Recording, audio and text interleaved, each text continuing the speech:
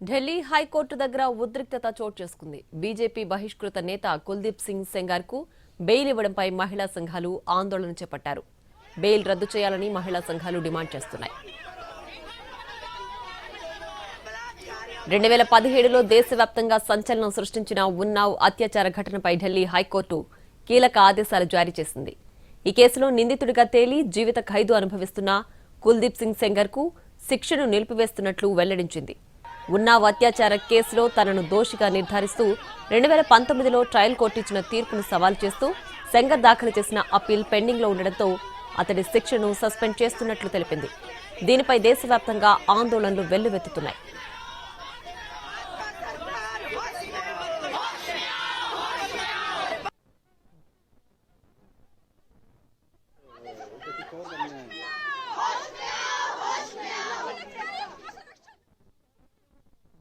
हम लोगों को बोलना चाहिए हाँ आप करो। क्या चाहते हैं मैम आपकी डिमांड क्या? हम ये चाहते हैं कि उसको दोबारा जेल हो, उसको बेल ना मिले, उम्र कैद हो जाए। बात करते। क्या नाम है आपका? मेरा बॉबी। ठीक है।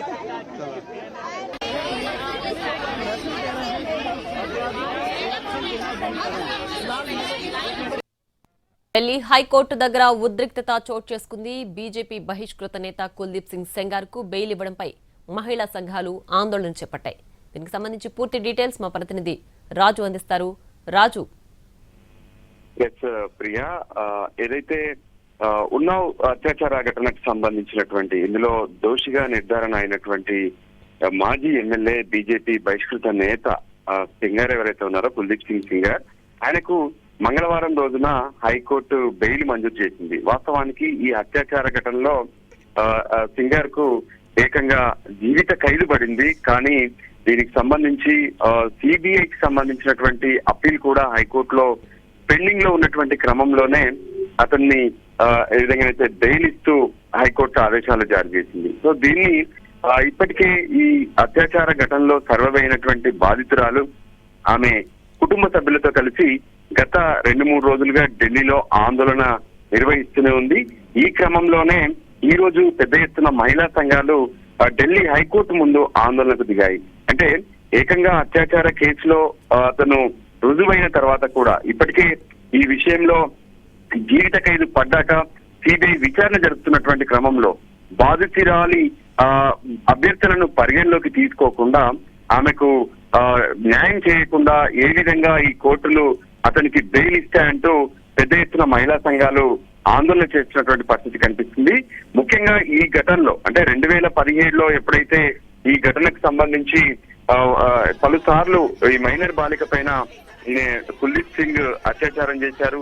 సో దాన్ని మొదట్లో కేసు కూడా దర్యాప్తుకు జరగలేదు. ఏకంగా బాధితురాలు వెళ్లి ముఖ్యమంత్రి ఇంటి ముందే తను ఆత్మహత్యకు ప్రయత్నం చేసింది. దాంతో ఈ కేసును సిబిఐకి అప్పగించారు. ఆ తర్వాత సిబిఐ కేసు విచారణను ఢిల్లీకి మార్చారు. ఉత్తరప్రదేశ్ లో కాకుండా ఇది ఢిల్లీలోనే జరగాలని చెప్పి కూడా నిర్ణయం తీసుకున్నారు. 2019లో కుల్దీప్ సింగ్ కు ఏకంగా జీవిత ఖైదు పడింది. సో అప్పటి నుంచి జైల్లోనే ఉన్నారు. అయినప్పటికీ కూడా ఈ పరిస్థితులను తనను బయటికి వెళ్లేందుకు ఎప్పటికప్పుడు ప్రయత్నాలు చేస్తున్నారు. అందులో భాగంగానే ఇప్పుడు తాజాగా ఢిల్లీ హైకోర్టు ఈ ఆదేశాలు జారీ చేసింది. దాన్ని వ్యతిరేకిస్తూ ఇప్పటికే సిబిఐ సైతం సుప్రీంకోర్టును ఆశ్రయించేందుకు సిద్ధమవుతున్నారు. మరోవైపు బాధితురాలు ఎవరైతే ఉన్నారో బాధితురాలు ఆమె కుటుంబ సభ్యులు కూడా ఈ కేసులో సుప్రీంకోర్టులో హైకోర్టు ఆదేశాలను సవాలు చేసేందుకు సిద్ధమయ్యారు.